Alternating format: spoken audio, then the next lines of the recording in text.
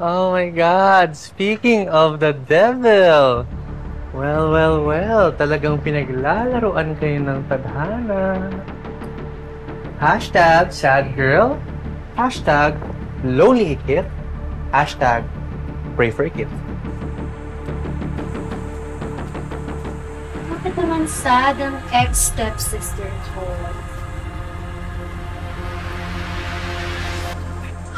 Lord, bakit naman ho ganito? Sunod-sunod ko yung dilog yung binibigay niyo sa akin ngayong araw.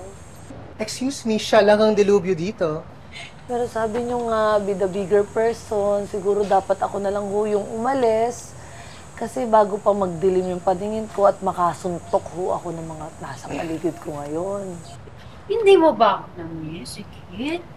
Grabe ka na ng sabi. Siyempre, Angela, hindi. Baliw ka ba? Sira ulo lang naman makakamiss sa'yo eh. Ay, oh my God! Oh my God, is that your resume?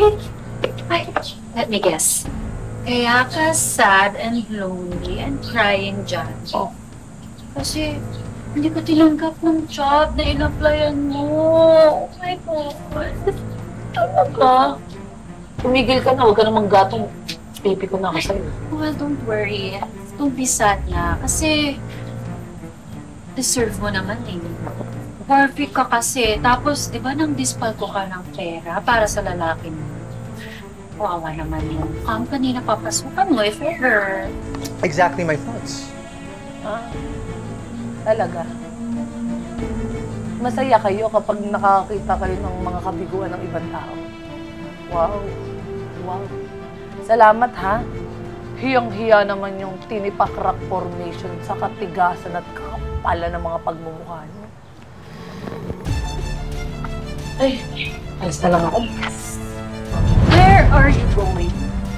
I'm still talking to you. How dare you disrespect me? Ay, dewa akong bukir dahil hindi ka naman karespe-respeto, Angela. Ah, ganun ha?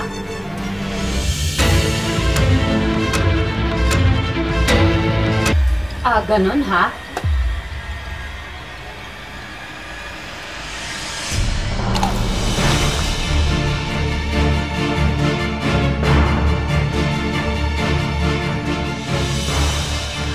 Are you okay? Alam mo kasi para kang tanga, obvious naman na gagawin mo yan. Angela, wag na ako. Sanay na ako makipagpuksaan. Witch!